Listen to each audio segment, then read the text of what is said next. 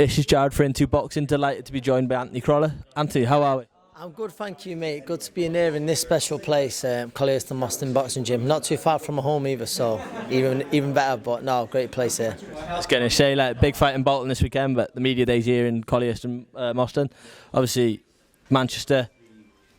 How many good nights did you have in here? Let's be real. We had a fair few. I was very fortunate to have them, but no, it's great. But I mean, listen, there's been some good nights that have certainly happened, not in Manchester, around the world, from fighters who have come out of this place. Absolutely. So, like I said, we're here though. Lyndon Arthur against Walter Skira this weekend in Bolton. What's your thoughts on the fight? I think it's great to see Lyndon back. I think he's a massive talent, local lad as well, who we believe inspires a lot in the area. So I've got a lot of time, a lot of love for Lyndon for what he does, away from boxing. But this whole place does it. But he's one of the people in here, one of the fighters in here who people look up to.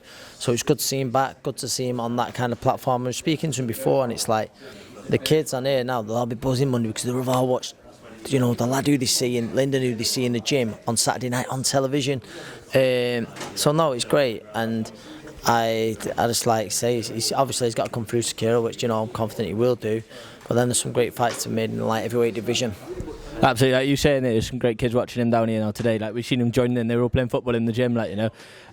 For a young person like that, how much do you think that would inspire them to maybe even want to get into boxing? It's massive because I think Lyndon will say it himself. Lyndon lives just at the back here, on the estate, and it's when they see one of their own do so well, it can inspire people because, let's be honest, you'll have to drive around there, walk around there, and you can see it's a place that gets, abandoned with certain suffers through crime. But there's some great kids on here who, just want a fair crack at life, and you don't always get that. But if you work hard, you make those chances happen. So hopefully him.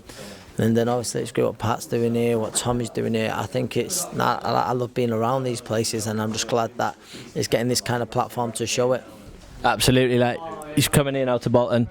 I just heard Callum now say that he wants to take him so he can headline the arena, just like you did years ago. Just how special is that for someone to headline, and how much would it mean to Lyndon? I imagine. I mean, obviously you would have to ask that, but I think I know the feeling. I went from that arena from a little boy going, saving pocket money up, or it'd been birthday, I'd get bought a ticket in the upper tier and stuff, to go and watch a big show there. So I lived out a dream. I say it all the time. Every time I was boxing there, that dream, never mind topping a bill there. So Lyndon's a local lad, you couldn't get any more Manchester than him, do you know what I mean? Like say, this is like he's a lad off the estate who's doing well for himself. So for him to go to the arena headlining, it'd mean the world to him. I'm pretty sure that I'd be right in answering that for him, and I'd love to see it. I always want to see all local lads doing well, but I was lucky enough to live out that dream, so I want to see other people do the same. Absolutely. As we're on the subject there, like Lyndon, you said you think Lyndon will come through this weekend. If you had to choose his next opponent, who do you think you'd like to see Lyndon in with after this? I like the Dan Aziz fight. I think Dan Aziz is a very good fighter. I've watched him a few times. I've been in the opposite corner to him actually when he had a great breakout night when he beat Arthur. But I think that's a great fight. I know Kelly mentioned Boazzi before. You go right through the division. Do you know what I mean? There's obviously Callum Johnson's still around. There's great fights to be made. Do you know what I mean? But Lyndon, I think. I mentioned it with Lyndon, mentioned it with Callum. Those fights, what they serve as, whether it be a British title, European title, whatever, it's almost as like an eliminator for a world title. I'm not saying a final eliminator, but gets you right in that picture, do you know what I mean? So either one of them, but that's the most important thing. He gets back to winning ways on Saturday. I'm sure Pat's a bit of a perfectionist. Well, I know he is a perfectionist, but I'm sure he'll want an impressive performance from him on Saturday, and hopefully that's what we see. It's like you said, these are all like final eliminators. Just that light heavyweight division in the UK is stacked. You got Boazzi, Craig Richards, just had a great fight. You got Callum Johnson, like you said, still around. Let's not forget, he's sort of first in line for a crack at the winner of Beterbiev and Yard. That's the fight. That's obviously Yard before Callum Smith because that's the next fight. Agreed. So there's some great fights to be made. Absolutely. So As we look at the card, though, obviously you said Lynn's at the top. Is there any fights on the undercard that really interest you?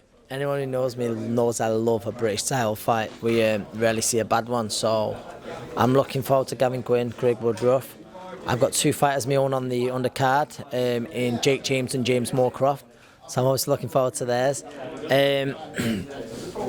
So yeah, no, there's that. That's it. Troy Williamson's back, so I think it's a very good card Saturday.